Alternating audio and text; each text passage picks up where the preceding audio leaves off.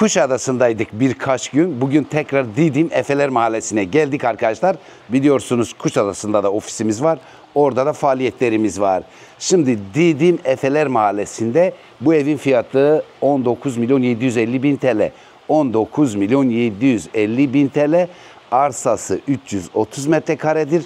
Zemin katta salon var, ayrı mutfak var, bir oda var. Zemin katta salon var, ayrı mutfak var, bir oda var.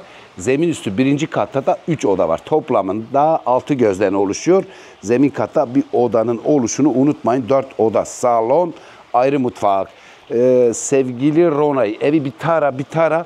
Can bugün pazar olduğu için bize eşlik edemiyor. Drone'u da ben iyi kullanamadığım için. Ronay da direklere, tellere vuracak, drone kırılacak. O yüzden böyle idare edelim arkadaşlar. Biz de çalışıyoruz. Size zahmet kanalımıza da abone olursanız güzel olur. Lehimize birçok güzel şeyler gelişir. Bunu da beyan edeyim. Denize 2 kilometre yakınlıktadır. Tek başına müstakildir. Önünde de bir havuz var. Yeni sıfır bitti arkadaşlar. Yeni sıfır bitti. Havuzumuz bu. Şimdi araç park yeriyle ilgili ve bu bahçeyle ilgili bir şeyler anlatmaya çalışacağım. Tekrar sizden rica ediyorum kanalımıza abone olursanız güzel olur. Bu söz konusu evimizin havuzu, suyun şırıl şırıl akışı da gayet güzel. Evin güney cephesindeyiz. Ev güney cepheye bakıyor. Peki buraya kaç araç girer? Buraya arkadaşlar kanaatimce 2 araç rahat girer. Peki neden bahçe bırakmıyorsunuz diyenler var. Çok haklısınız. Ben de bağ, bahçe, çayır, çimen isterim. Ancak insanlar ev aldıkları zaman işte 1 ay kalır, 15 gün kalır, 2 ay kalır. Sürekli bahçe bakımını yapamadıklarından ötürü insanlar bahçe bırakmış olsak dahi sonra granitle kaplıyorlar. Yani granitle böyle istiyorlar. O vesileyle bahçe alanı, yeşillik yoktur. Bu gerekçeyi söyledim arkadaşlar. Güney cepheli dedik. Bu tarafta güneş kırıcılar var. Ondan sonra bahçe duvarlarının üstüne perfojeler de yapılmış. 330 metrekare bir arsa içinde yeni sıfır bitmiş bir ev fiyatı 19.750.000 TL. Burada da bir barbekü alanımız var. Barbekümüz de bu. Evet, barbeküyü gösterdik. Bina nasıl bir bina arkadaşlar? Kamera sistemleri takılı. Merkezi klima sistemi var. Merkezi klima sisteminde kasıt nedir? Klima üniteleri çatıda toplanıyor. Alarm var, klima var. Bir de kalorifer peteklerinin altyapısı var. Bir de ev full akıllı bir evdir. Akıllı deyince işte bir tablet takmışlar. Cep telefonunuza indireceğiniz uygulama ile evinizi uzaktan bile komuta edebilirsiniz, izleyebilirsiniz. Evet, onu da beyan ettik. Ev güney cepheli, karşıdaki evde nasip kısmet. Nasibe çok inanıyorum. O bizim yetkili yerimizdi. Çok uğraştık. O da 17 milyon TL idi. İkinci el 1 yaşındaydı. O da geçen hafta satılmış. Alıcısına hayırlı olsun. Biz satamadık. Başkası sattı. Hayır. Alıcısına da satıcısına da hayırlı olsun. Bu evin normal girişi arkadaşlar. Normal girişimiz bu. Diğer tarafta araç otopark girişi. Güney cephelidir. 330 metre arsa. Binanın dış cephesinde dekoratif sıvalar yapılmış arkadaşlar. Bunlar sıvadır. Bakın mantolama değildir. Sıvadır bunlar. İçine çıta koymuşlar.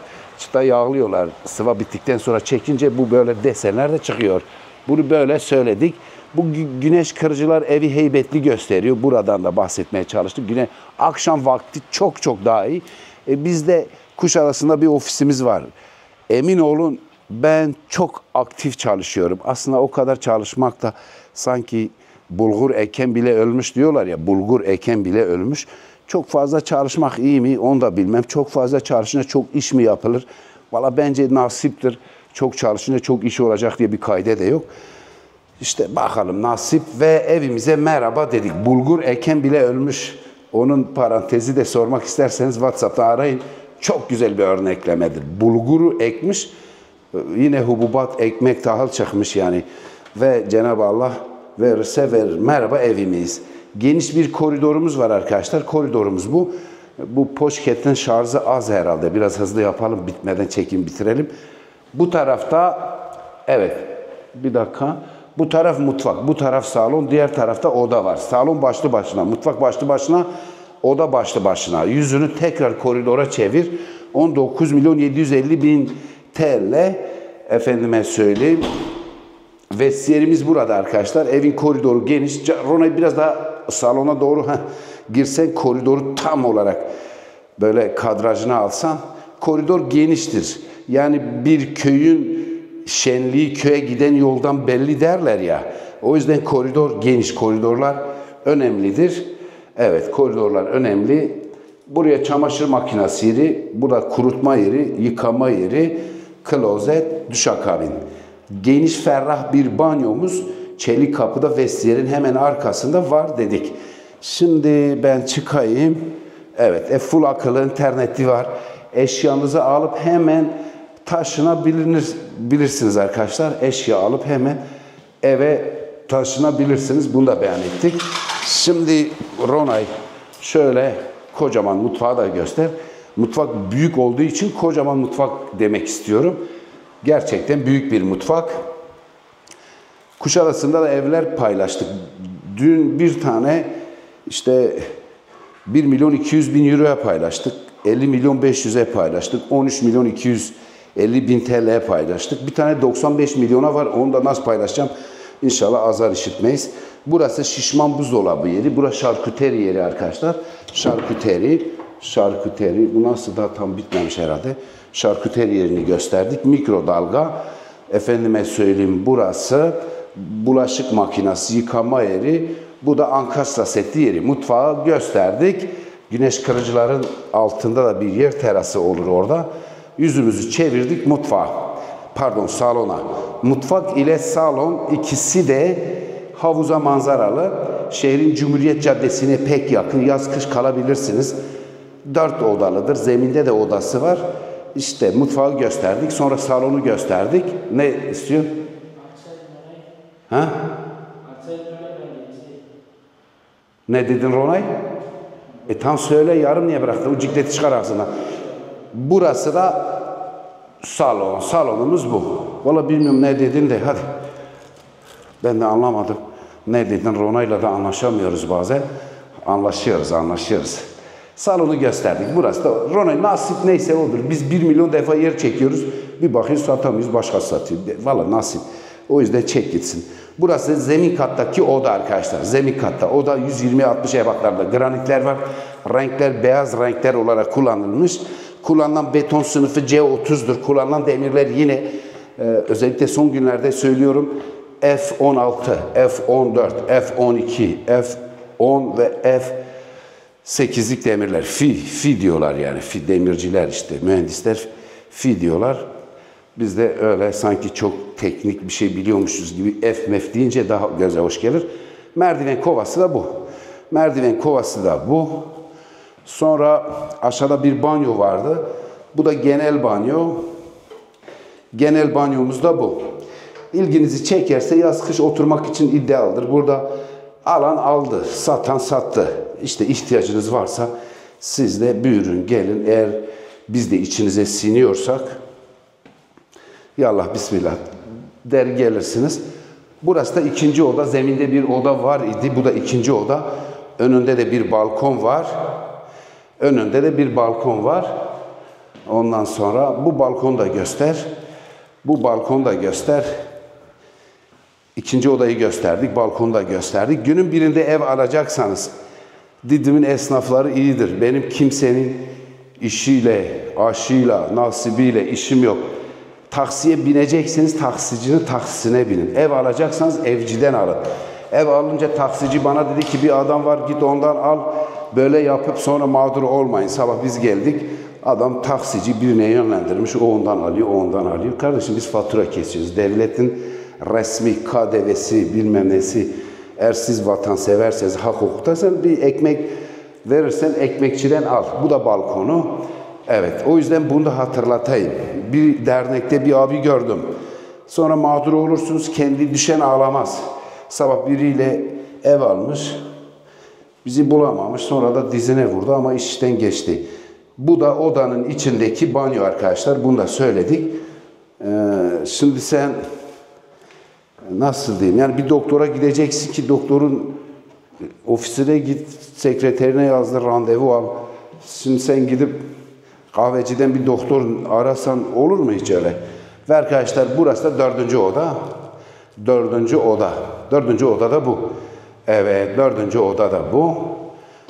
Bu da arkada bir balkon. Hukuk sisteminde de öyledir. Yani herkes para kazanıyor ya. Diyelim Avrupa'da birileri işte İstanbul'da bir hukukçu görür, ortak çalışalım der. Oradan ona müşteri gönderir. Sağlıkta da öyle ama dağılımda yaparlar. Yani bir hukukçu diğer hukukçuya gönderir. Bir doktor diğerine gönderir. Ama şimdi sen bana de ki bana işte ne bileyim bir uçak teknisyeni bul. Ben nereden bileyim yani o teknisyenle git. Emlakçı da iyi bir emlakçı, onurlu bir insan size yardımcı olur. Her şey para değil. Bunu da söyledik. Kaç dakikadır Ronay? 10. Gel biraz da dışarı çıkalım. O yüzden beyefendi kurban olduğum taksiciden işte çok iyi bir adam var. Git onu da al. Başkasına bulaşma diyen adamla yol alırsın. Sonra da dersin bilmiyordum. Sen de haklısın. Çünkü kaç yıldır Türkiye'ye gelmemişsin. Ve buradan çıktık arkadaşlar. Ronay şimdi biraz geriye git. Her ne kadar drone olmasa da karşıdan da evi bir tara. Ondan sonra sunumumuz bitmiş olacak. Didim Efeler Mahallesi. Değerli arkadaşlar bakın. Bu ev 330 metre, fiyatı 19 milyon 750 bin TL. Akşam vakti daha güzel. Akşamda kalır mıyız, ölür müyüz? Şimdi zaman varken çektik işte. İşte bu da kaldırımını falan yapmışlar. Yolu da var bakın. Yolu da var. Yandaki evde köşe başı o bitince o galiba bir iki tık bundan yüksek. Arkada bir ev daha vardı. O 18.750'ye tanıtmıştık. Vallahi bir tane ev çok ileride vardı. 12 bilmem kaçtı. Ufaktı o. Çoktan satıldı. Başka da yani ikiz evler de burada. İleride bir tane var 9 milyona ikiz. Bir tane 9,5'a var. Bir tane 11,5'a var. O yukarıda her defasında size ballandırma anlamında demiyorum. 35'e satıldı bir tane.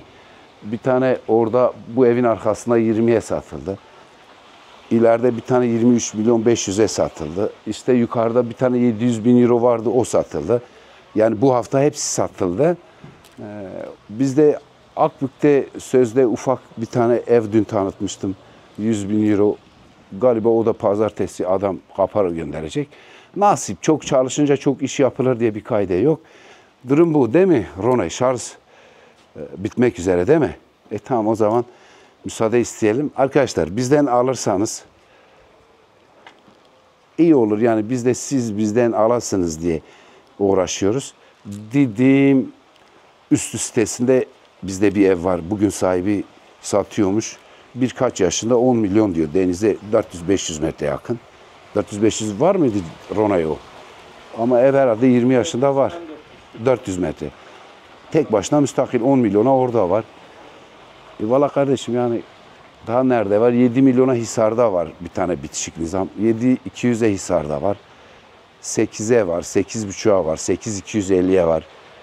Daire bir tane 3+1 var. Kültür merkezinin orada eşyalı 5 milyon. Vallahi Hisar Mahallesi'nde çok güzel dübleksler var. 6 milyon, 5.250. Durum bu. Eğer ki ilginiz ki vardır, araştırın. Profilimize iyice bakın. Abone olun. Denk gelir zaten size. Yani bende Didim'de ne kadar ev varsa hepsinin çekimini yapmışım. Bunu lütfen bilin. Saygılar, hürmetler, iyi günler.